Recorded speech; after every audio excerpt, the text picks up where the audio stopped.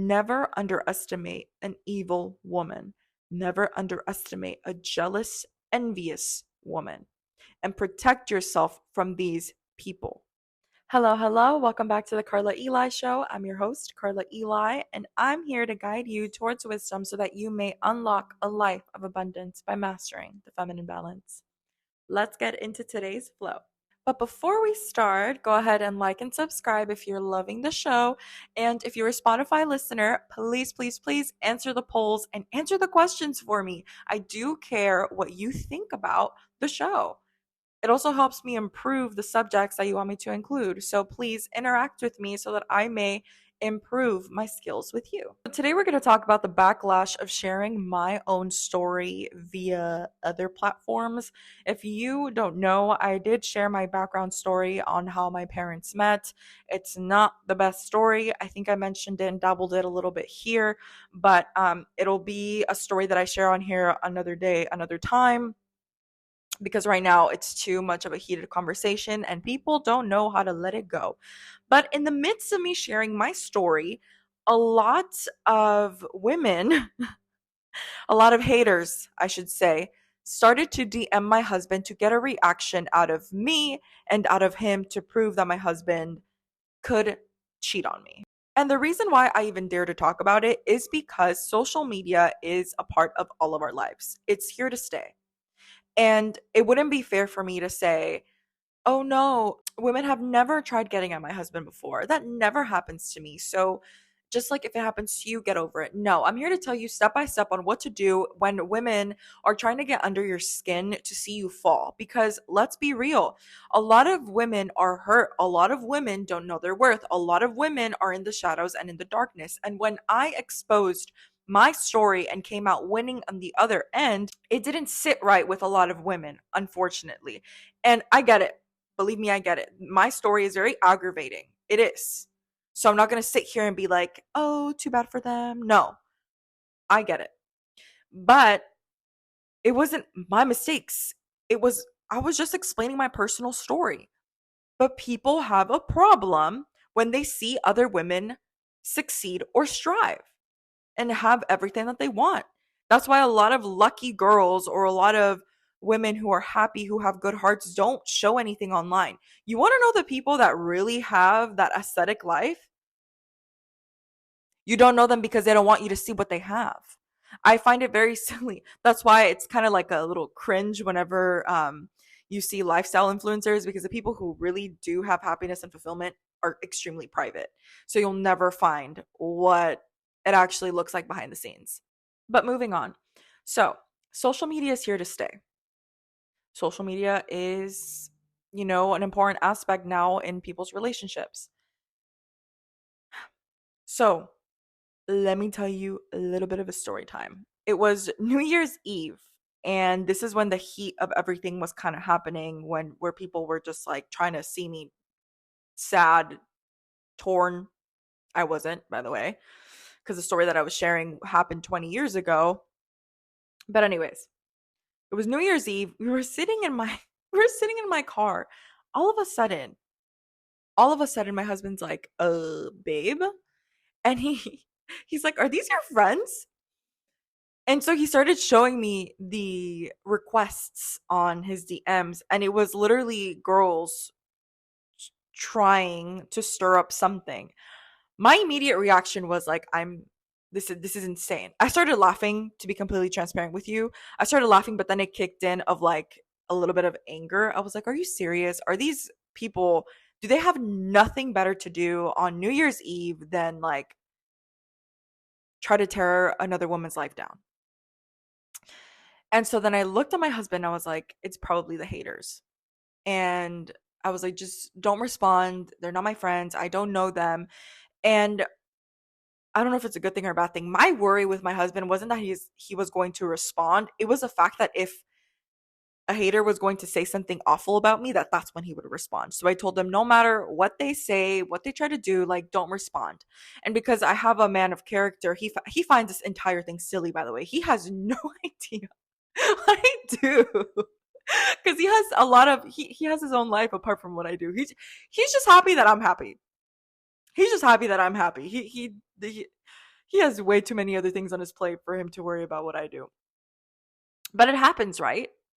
I'm sure that sometimes it's a little aggravating to see your man either like pass by like a pop-up photo of a half naked woman, a girl that's showing her boobs and her butt, and he just like, if he's a good guy, he's just gonna scroll past it, right?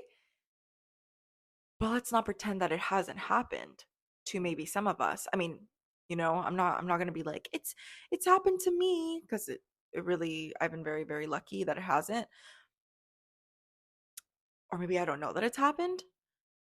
But either way, this is how I want you to manage the situation, because I don't want to put anybody like on the spot, like this happened to you. I don't want to put anybody on the spot. I want you to like understand that it is a problem, and that if you have gone through something where your man is following like inappropriate accounts or something like that, know that it's a very new thing that we're experiencing. It's okay to not know how to respond. I want you to feel vulnerable while you're listening to this, okay? The last thing that I want you to do is get extremely upset with your husband or with your man. That is not the wisest way to approach the situation. You are a secure woman. You are a confident woman. You understand your worth. That's the type of energy that I want you to pour into these conversations and into these situations. How embarrassing would it have been if I would have been like, "Oh my gosh, you like her more than me. Why are they messaging you?" Like, that's ridiculous. And if you did act like that, I'm here to tell you that it's time to upscale. It's time to upgrade. So what I want you to do is not respond immediately. Like, seriously, take 3 deep breaths before you do anything. I laugh because I laugh about everything. It could be nervousness. It could be because I think it's funny. It could be anger. I laugh about everything. But while I'm laughing, it gives me the opportunity to like breathe. So take 3 deep breaths before you respond, before you find out, before or when you find out. Like, don't respond immediately. Go into this conversation, go into this situation with pure confidence in yourself, and seriously trust your man. And this is what you're going to do next. After you're done taking deep breaths, after you're like, okay, I think I'm ready to respond, don't take it personal, okay? Please do not take it personal.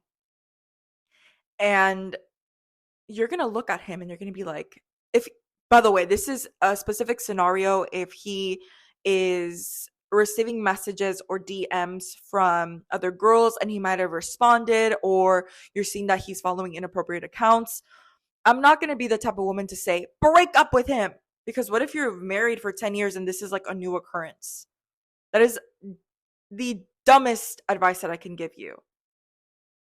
Okay? So, no, this is what I want you to do instead. We're wise here. After you take deep breaths, after you're like, I can talk about it now and I'm not going to take it personally, you're going to look at him and tell him,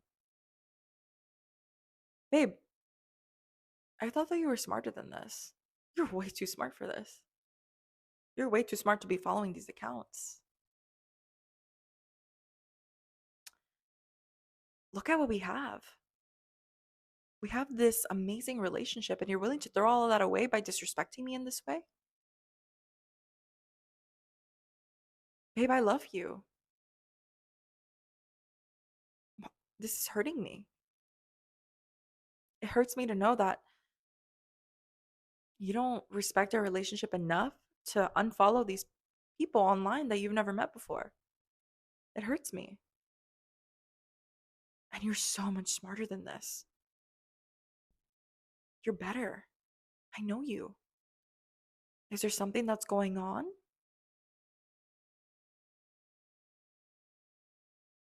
That's how you're going to do it. Now, the second scenario, like my husband's, was when women were trying to get under my skin and trying to get at my husband. How do I respond to those scenarios? I seriously ignore them. They're not important. They're not relevant. They're not worth my time. I did in that moment because he was like shocked that he was receiving DMs from other women. So he was like, I don't know what to do. And that's when I cared about it. But after that conversation, I didn't bring it up again. You only bring it up once and that's it. It's irrelevant. Your marriage, your relationship only brings abundance, peace, stability. Nothing else fits into it. So don't let it. Don't let toxicity into it when there doesn't need to be. Don't invite it. The way that you invite jealousy, envy, toxicity is when you consistently talk about it. And you go over and over and over and over again. No, make it known. I'm only talking about it once and that's it. I'm a secure, confident woman that understands her worth. We're going to talk about it once. And if you don't fix the problem, I'm going to have to decide either if it's a make it or break it deal for me, if it's a big, important boundary for me. And if it is, kudos to you. You make the decision that you need to for your relationship. But you only talk about it once and you drop it because that shows him, wow, she's really confident. She doesn't really care about this. If he's a good man, if he's a healthy man, if he's in love with you. Because all the men that have gone through this, temptation, when they love their women, they're willing to drop anything and change and mold into the man that their woman wants them to be. I don't care if it's toxic or healthy. I'm not really sure if it is or not, but that's a common theme between men who are in love. You inspire a man so much that he's willing to be this person for you. Okay? That's just how I've encountered it. All my past relationships, it's been like that. All the relationships around me have been like that as well. Like men just go above and beyond for their women. And that's how it should be, by the way. And there are going to be women who are going to try to get under your skin. And when they think that your relationship is weak, that's the first thing that they're going to attack. That is why we need to lead with wisdom and have systems and routines in our marriage, in our relationships, so that we know that we can trust them with a blindfold. But before we can even get there, we have to choose our partners wisely. That is why I always say, don't marry for love, choose your standards. Don't date for feelings, date for lifestyle, date for purpose. Because those foundations, those pillars are more sustainable than choosing someone based off of what they make you feel. And I'm here to tell you, ladies, if you've gone through this, I almost don't want to say that it's normal. It's just like, I mean, it happens. It happens. This is the day and age where we live. Social media is like so a part of our relationship, especially if you're in the younger, right? If you're older, maybe not so much, but if you're young like me, who's 24 and younger than 24, social media it's just part of pop culture now. Can you live without it? Absolutely, you can live without it, but that's something that you have to talk about with your husband or with your partner. You can. It is possible. And I know a couple people around me who don't have social media. And that's awesome, right?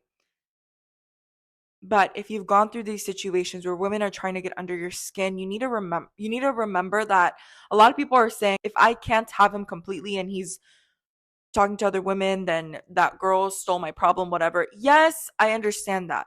But let's flip the other coin, and women are smarter. We're not dumb. Not like, men